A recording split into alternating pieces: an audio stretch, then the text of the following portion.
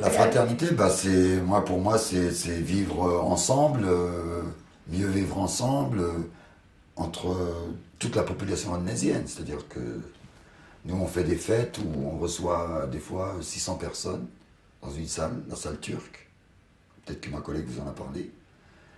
Et c'est toutes les origines. Et là, c'est un mélange. Et on rigole, on mange. C'est comme le riz. Le riz, tout le monde en mange. Mais c'est cuisiné de diverses façons. Et là, on le goûte. C'est le riz maghrébin, asiatique, tamoul, français. Et puis voilà, tout le monde s'entend. Je parlerai pas de fraternité, en fait. Je parlerai de solidarité, plutôt. Je pense que c'est un terme plus adapté. Il y a une certaine solidarité entre... ça dépend du contexte. Pour ce qui est de la vie associative, je pense que c'est un milieu dans lequel il y a beaucoup de solidarité, que ce soit entre les associations ou les associations envers leur public. Je pense que c'est souvent dans cette idée-là. L'ouverture sur la tolérance et sur d'autres cultures, etc. Je pense que c'est le fait d'avoir vécu ici aussi qui me l'a apporté. Et si à 18 ans j'ai eu envie de prendre mon sac à dos et de partir en Afrique, en Asie, faire des projets de solidarité, je pense que c'est lié aussi à ça. Le fait que quand j'étais en primaire, il y avait 20 nationalités différentes qui étaient représentées.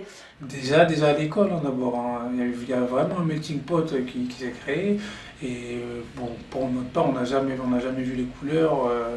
On est vraiment fraternel, il y a vraiment une fraternité qui s'est posée, qui s'est imposée même, je dirais.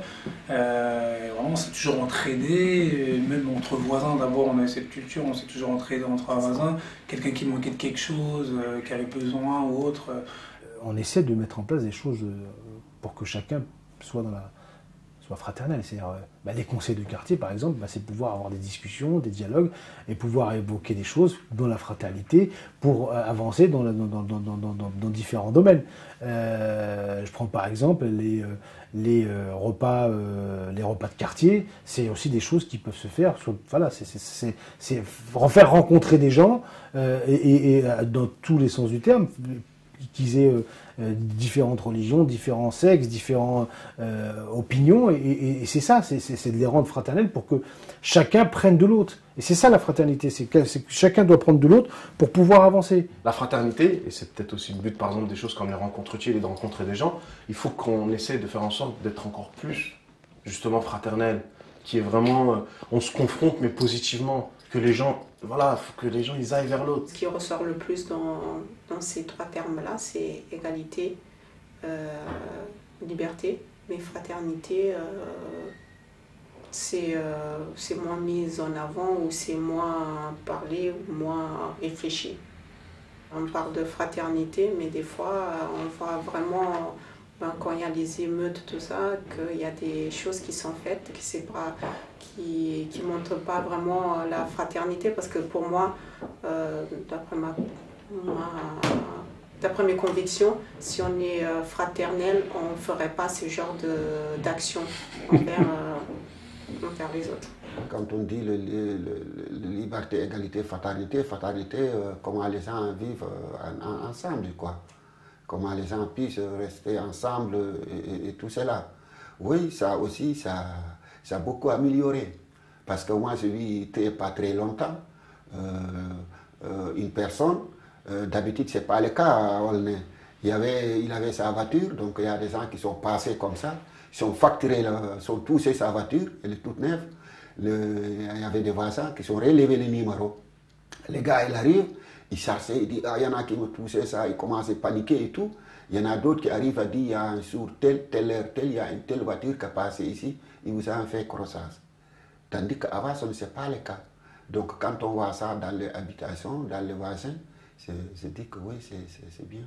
Dans ce modèle un peu anglo-saxon qui est très libéral, et qu'encore une fois, je ne vante pas du tout, mais là, on est dans le constat pur, donc il n'y a pas forcément de jugement à avoir, ou c'est pas forcément quelque chose de très subjectif. Donc vraiment, objectivement, j'ai l'impression que d'un côté, on se dit, bon, vous là, et quand je dis encore ce vous impersonnel, c'est vous, vous les Noirs, vous les Latinos, vous les Chinois, vous les trucs. On vous aime pas trop, hein. Mais bon, vous pouvez faire ce que vous voulez, tant que vous ne nous prenez pas la tête. Alors que de l'autre côté, on s'aime tous, on est tous ensemble, main dans la main. Et là, on en revient à la question liberté, égalité, fraternité, on est dans le même bateau, etc. Mais finalement, pas tant que ça, quoi. Et puis au final, on se rend compte que l'idée est exceptionnelle, mais le constat est amer. De l'autre côté, on a un constat ou une idée qui est horrible, parce que c'est une idée qui, à la base, est stigmatisante, puisqu'on dit « t'es pas trop comme moi ». Mais de l'autre côté, dans les faits, ça se traduit quand même par un vivre ensemble qui est meilleur. Donc il y a un moment donné où je me dis, et c'est ce que je disais aussi à beaucoup de gens, notamment même aux États-Unis ou ailleurs, je disais en fait l'idée ce serait vraiment qu'il y ait un mix des deux, quoi.